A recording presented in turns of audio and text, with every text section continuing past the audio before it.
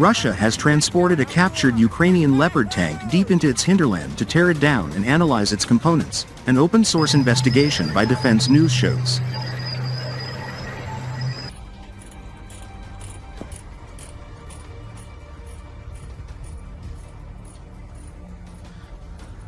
Satellite imagery, footage released by Russian media and other open-source information pinpoint the location of the captured Tu-A6 tank.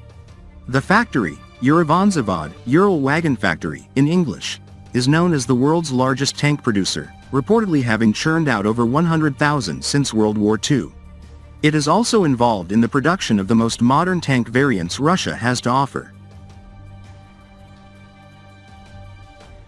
The captured tank appeared in good shape once the tarp covering it during its journey was lifted by workers. On the sides of the turret, anti-drone steel screens, colloquially called cope cages, were visible. These additions have become standard on the battlefield in Ukraine as a simple defense against explosive-laden kamikaze drones, which can crack armored vehicles when rammed into weak points. It's unclear when and where exactly the Leopard tank was captured by Russian forces.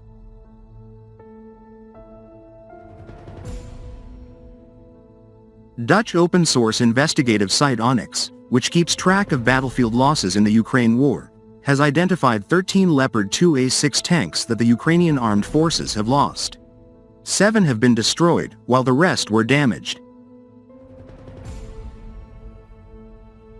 Located in Nizhny Tagil behind Russia's Ural Mountains, which form the boundary between Europe and Asia, the factory where the Leopard 2 resurfaced is far from the front line in Ukraine. The vehicle was seen arriving at the facility under the cover of darkness on a flatbed truck, video footage reviewed by Defense News showed.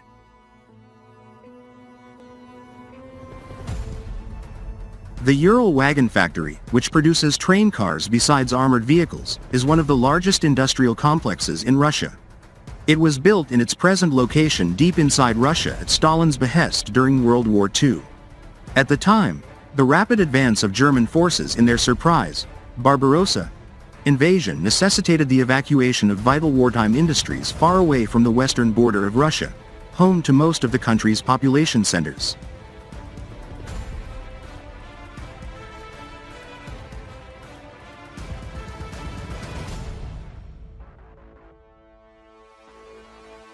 The location was likely chosen as the destination for the captured Tu-A6 Leopard because of its institutional knowledge and role as a high-end tank manufacturer in the Russian military-industrial complex, meaning it houses experienced engineers. Media reports from 2023 showed that the state-owned enterprise was responsible for producing Russia's modern T-90M and the modernization of T-72B3M main battle tanks.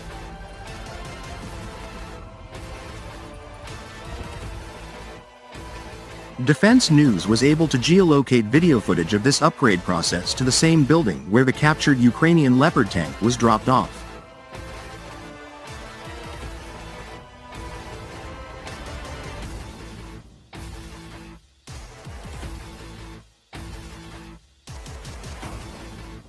The plant's importance was underscored by Russian President Vladimir Putin's visit in February of this year. Russian government press releases have hinted that new production capabilities are being added to Uralvagonzavod, and the factory has switched to an around-the-clock work schedule to increase its output for the war effort in Ukraine.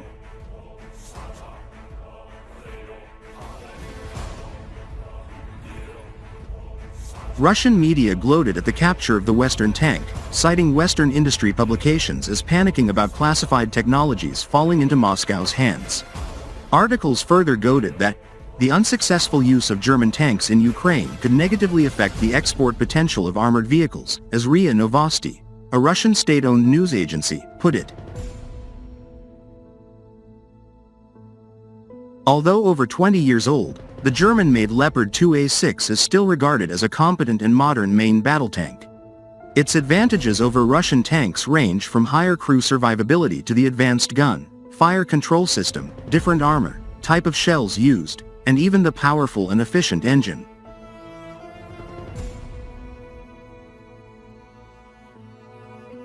Despite some media claims, gladly echoed by Russian state-run outlets, it is unclear whether the tanks delivered to Ukraine from Germany contain more sensitive technologies than those that were built for export to other countries. Some analysts expressed concern that because the tanks came from German Bundeswehr stocks, they may have especially advanced systems on board. KNDS, the tank's manufacturer, told Defense News that the company was not concerned about the capture of its technology by Russia.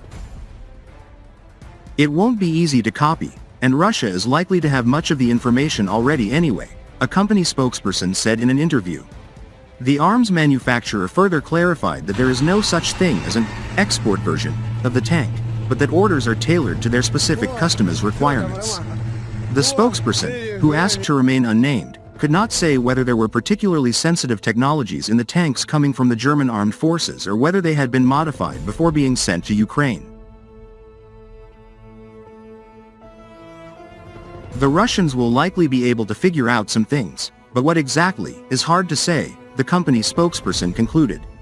The German armed forces did not return a reply for clarification and comment on the specifics of the Leopard 2A6 tank in time for publication.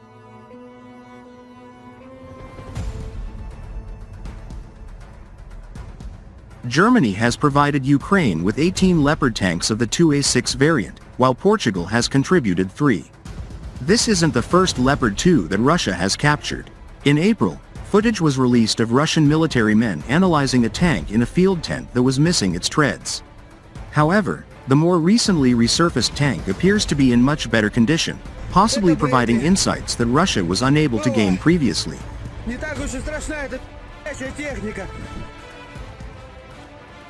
Dozens of Western countries, including many in NATO, use the Leopard 2 tank in various configurations. Finland operates 200 Leopard 2 tanks, of which 100 are of the 2A6 variant. Analyzing its capabilities and limitations could assist Russia in furthering its own domestic technologies but could also provide Moscow's armed forces with a better understanding of how to defend against and destroy the vehicle. Russian government outlets have repeatedly said that the Western supply to Ukraine amounted to playing with fire and directly involved NATO countries in the conflict, a stance that the Euro-American alliance rejects. Russian Foreign Minister Sergei Lavrov has said any cargo containing weapons for Ukraine would be considered legitimate targets by the Russian military.